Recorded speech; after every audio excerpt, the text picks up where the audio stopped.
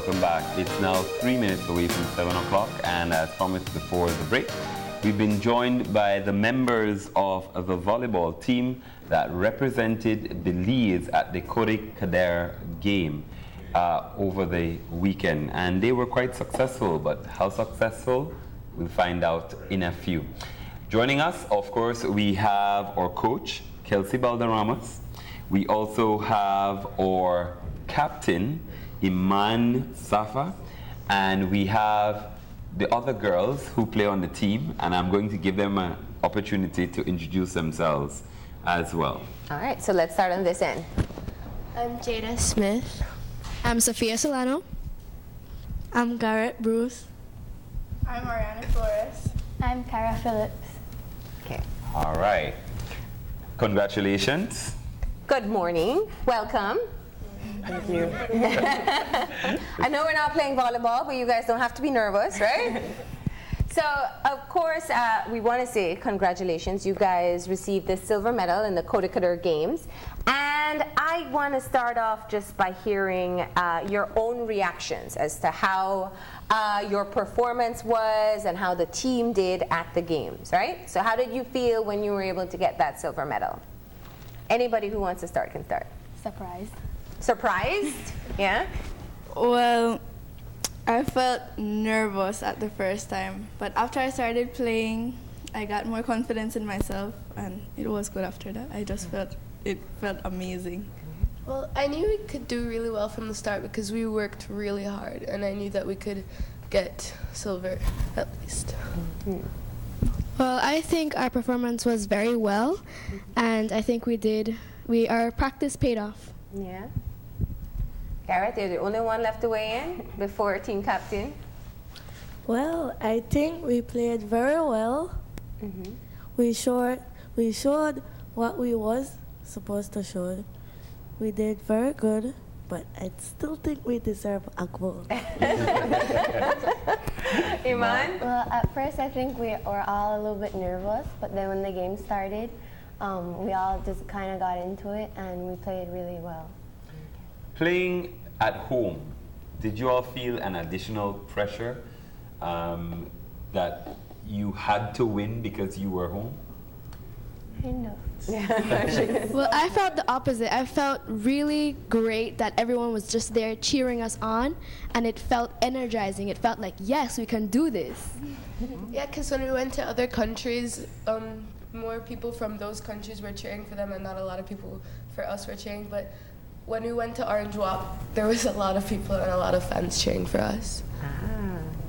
Okay, so I want to start off by finding out the games itself that you played. Now, understanding how you won the silver medal, you had to wait for the results of another game to find out whether you get gold or silver. What did that feel like, to sit and watch that game and know that your gold medal was based on how they performed? I felt for the team playing, I felt nervous because I know that we weren't playing, so it wouldn't really make a difference, but I felt nervous for the team playing because, well, if they would have won, they would have gotten silver and we would have gotten gold, but they lost. So we got silver and the other team got gold. Well, I was nervous to see who would win, but we were cheering on. Honduras was playing. We were cheering them on loud, and well, when they lost, I mean, it wasn't that big of a disappointment, but because it wasn't us playing. Yeah. But yeah, I enjoyed cheering for them. It was really good. What would you say is the experience like representing your country at a regional event? This isn't the first time for most of you, right? No. Yeah. Well, yeah, it wasn't the first time, but because we've done this before, so it wasn't really a new thing. But I always feel really proud that I'm representing my country and our teammates too, and I feel like we do very well in these tournaments. So. Mm-hmm.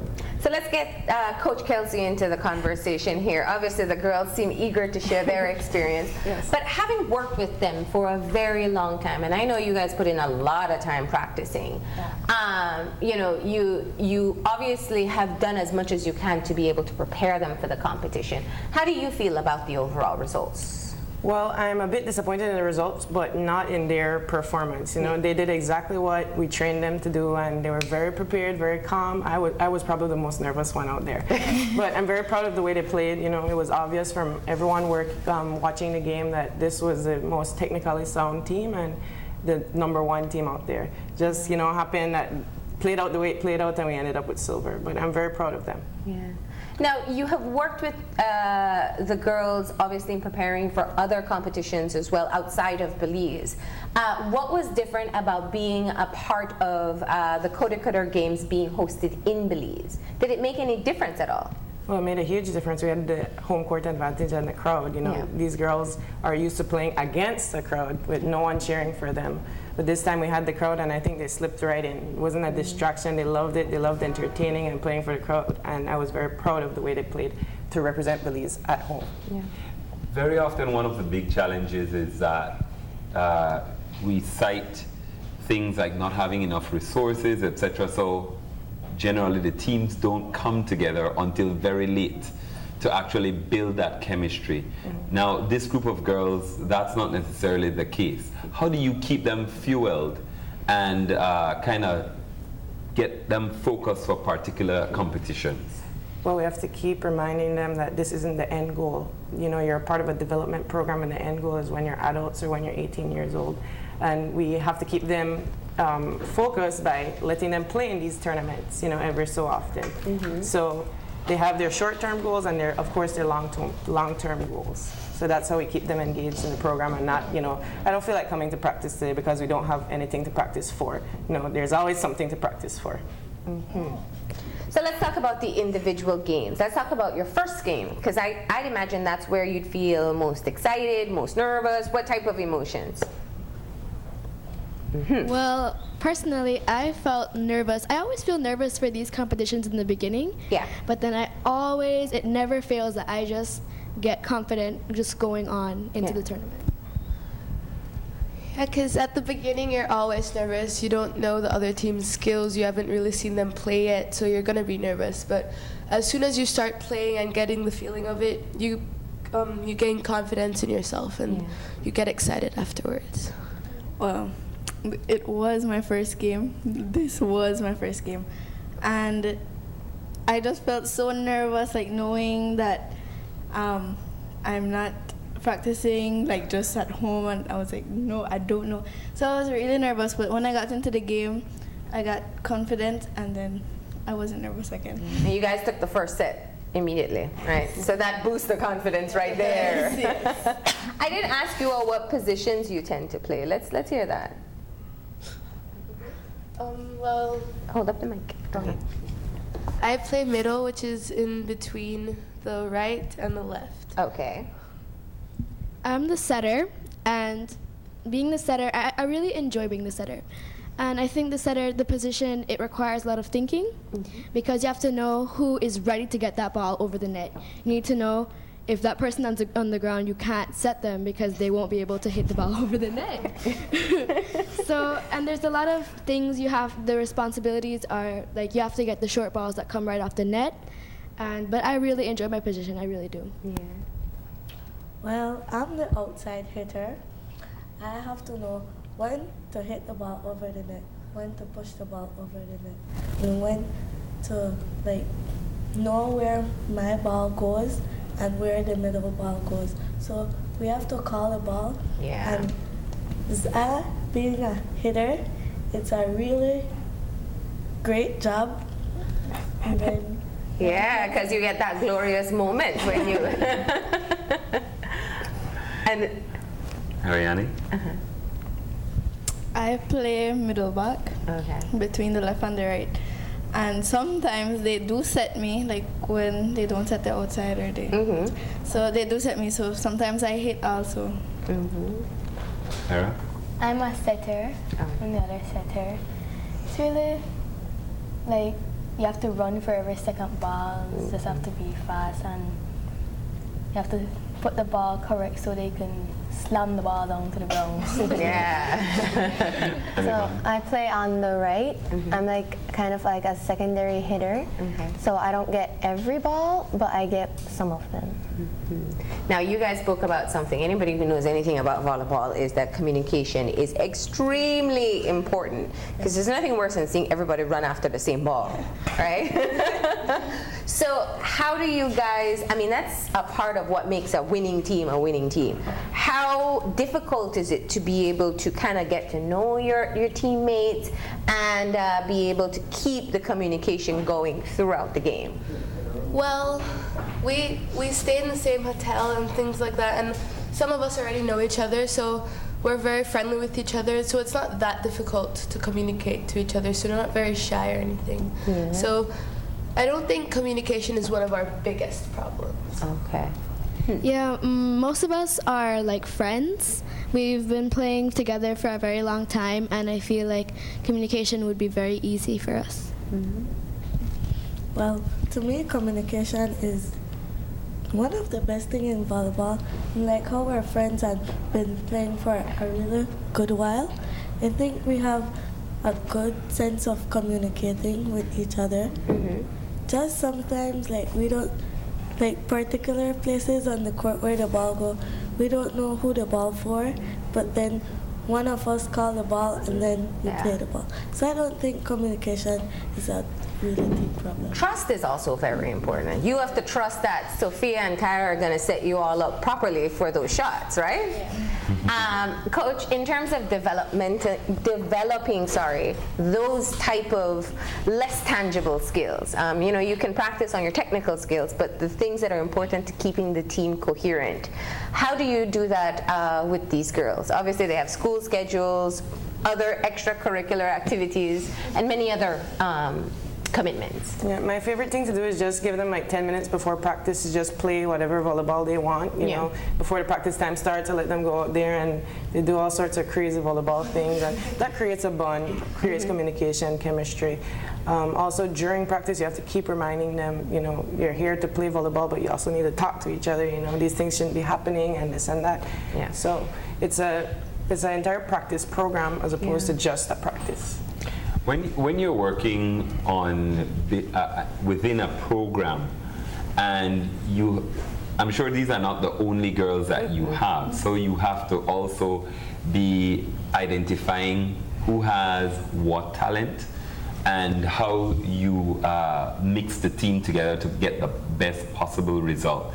How difficult is that as a coach to actually start identifying the specific skills that you'd like to hone in, and also at the same time not break players who are still dreaming of, you know, being the first pick for the teams? Yeah, well, communication is key. You know, you let some people know that we're considering you for this position. You got to work hard and you got to step your game up, and if you really want the position for this team. What we like to do is scrimmage matches. Everyone who's ever been considered for a team will go and play a game. Sometimes they might surprise you, like, wow, she's really ready to play, or sometimes, you know, they fall short.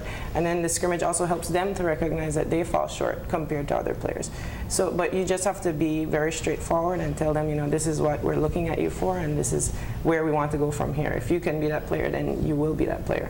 But it's entirely up to you. So let's talk, Iman, about being team captain. Obviously, that's a leadership role on the team. It means it comes with its own responsibilities. So talk to us about what it meant for you to be team captain for Team Belize. Well, it was really great because I got to lead them, and it was amazing because sometimes I would make some mistakes, then they would correct me, or if they would make mistakes, some of us would correct each other. Well, I just think being captain is something that's really great because you get to lead them, and like we get to make a lot of friends. And yeah. Was it an added pressure for you? Kind of, because the coaches and everybody else expects a lot, like some more from you. So yeah. How do you work with the team to motivate them when you may see a streak in terms of losing points, or just the morale just falling a little bit? Well, I keep on telling them to like play smart and to place the ball in places that the other team might not be able to get. Or if like this ball keeps on coming to this area and we're not able to get it, we should be able to adjust to it. So what are some of the highlights from the competition? I want to hear your favorite moments. Ariane looks ready. Tell me. My favorite moment was when we were at game point. We were like 15 game point or something like that, and they set me the ball and I hit it, and that was the last point, and I was I felt so good. She had been waiting for a hit all tournament. Yes. She finally got it the last point. And it was an important one too. So how did you celebrate? Did you guys do group hug? Yes. Or The ones right. that, well, because my team was on the court, so after that the game was finished, and the ones that were sitting down, they just came and hugged me. I was like, oh my gosh. Running on the court. And the crowd went crazy as well. They did. Nice. That does sound like a good moment. One of my favorite moments is because the first few games we played, we still won them, but every time I tried to hit, it either went in the net or out. And so the game we lost, I was still proud of myself because then Sophia sent me 2 hits, and I reached up and I went left, right, left to hit the ball, and I sprained someone's hand when I hit. That was the good part. The part is that I got it over the net. It's not that you hurt them. It's that you hit it so hard that it hurt them. Who else has great moments they want to share? Well, I always like the moments when I can see the hitters just going for my set and getting that ball hard over the net so that the other person can't play it. And I just always love every moment that can happen, because it's like, wow, they can hit my set right down. That means I'm setting very well. Oh, we do have that moment. Check that out. You get to relive it again. So Kyra and Garrett, what about your moments? Okay. My great moment was like most of the game because Sophia sent me good ball and then I just like hit them down, and then the other teams can't like pick up my hit, or once they pick it up it goes like and then, that was the best moment because they can barely pick up my hit, or they just left the ball to drop on the court. Ooh. Kyra? To me, every moment is a good moment because we're playing volleyball or we're playing as a team. Even when we make mistakes, we learn from it. So it's really. You liked it all. Animan? Well, for like the first 2 games, I was serving for most of it. So I felt really happy that my serve was that tough on them and that it was very consistent, because like during practice, I wasn't really able to get that much over the net. But at the games, I feel like it just came naturally. And what about for you, Coach? Well, my favorite parts of the tournament is when I see the girls not able to accomplish something in practice, but during tournament time they're able to accomplish it. You know, we always tell them their shortcomings and they need to work on that. But with this age, it's never a guarantee that they will work on it or it will happen. But for the most part, like all 8 of them had one thing that they couldn't do at practice, but they did it at the game. Like for Iman, she couldn't serve a ball over the net, and she went up and served like 15 balls per match. Wow. You know, Garrett keeps hitting balls into the net and making bad decisions, but this tournament she really made good decisions. Sophia sets the ball all kind of places, but you know, it was like on point for this But when tournament. it comes time to deliver, they deliver. Yes, but I won't count on that every time. You do it bad at practice and then show up for the game. But I mean, it was a pleasant surprise to see these things happening. Yeah. When you look at a tournament like this, because it's almost as if though you're preparing for invisible competition, how do you adjust as you start realizing what are the strengths and weaknesses of the other team as you move from game to game? Well, before the game, you can scout the other teams and pick up on their tendencies, but mostly it's up to the coaches to watch for those tendencies, especially during the game, and tell the girls. And luckily, these girls are very responsive. They listen very well, and you know they trust their coaches to make the right decision. Sometimes they would even make the adjustment themselves, and that makes me very proud. You know, my job is a lot easier if they did that themselves. Yeah. What would you say is the thing that you walked away from this competition with as a coach? I saw the growth of a very young team. You know, they played like some very mature volleyball players, and that was very unexpected. So I see a lot of future tournaments coming from this tournament because they did so well.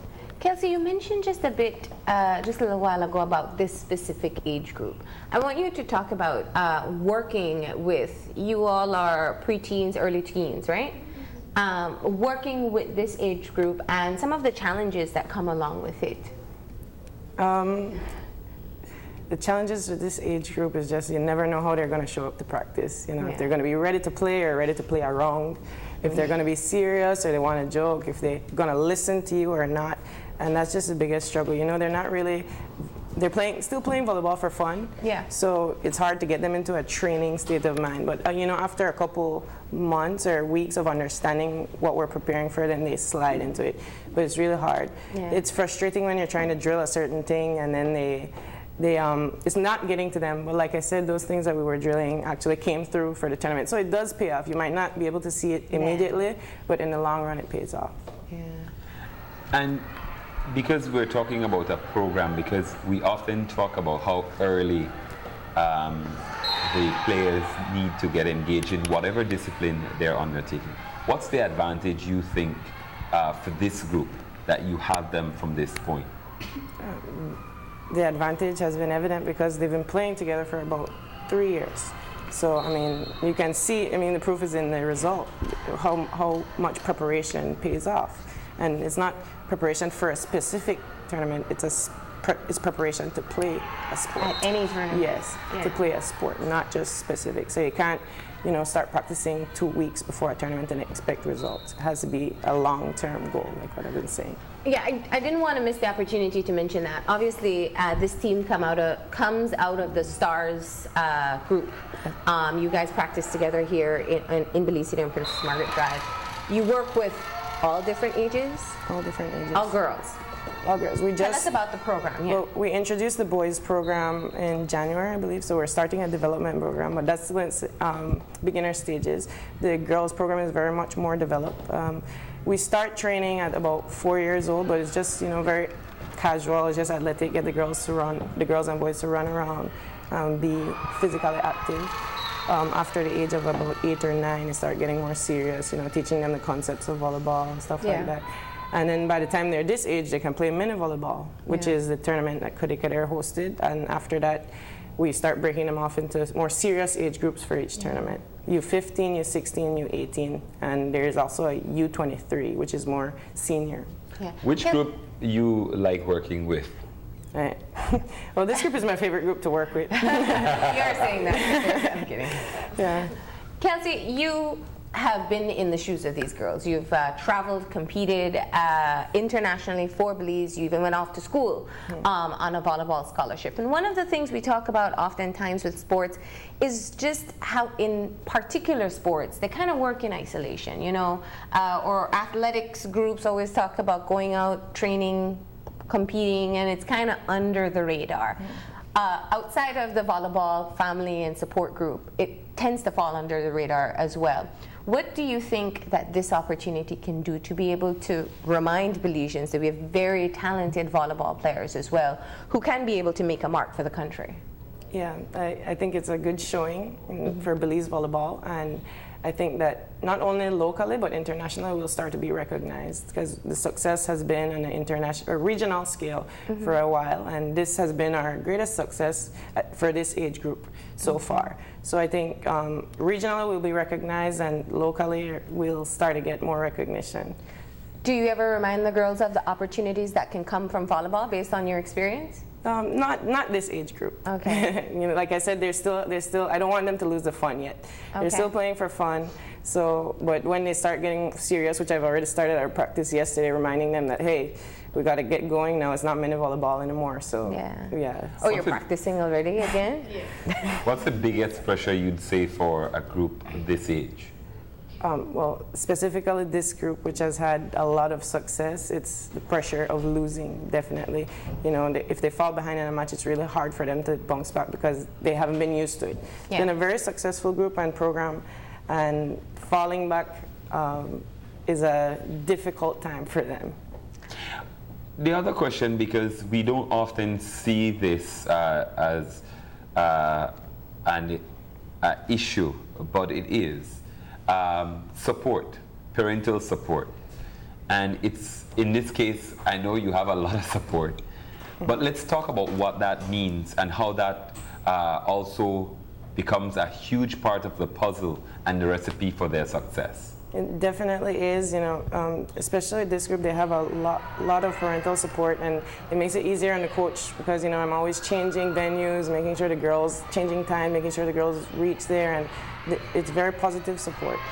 It does make a difference because you can see the kids that have the talent but not the support, they can't make it to practice and they kind of fall behind, as opposed to the kids who might not have the talent but have the parental support, so they'll be at every practice, they'll be working hard, they talk to their parents about the sport, their parents are very involved in the sport, and those are the kids that succeed.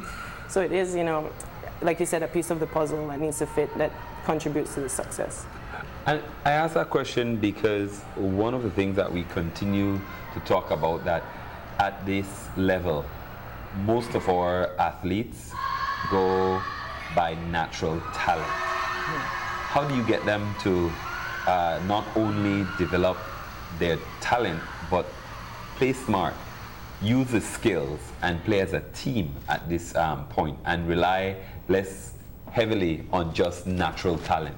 Yeah, the practice sessions are probably about 80% training and 20% of them listening to me preach, So you have to talk to them and let them understand, kind of appeal to their intelligence. You're players, but you're also athletes as well. You got to learn how to think, especially for sports like volleyball.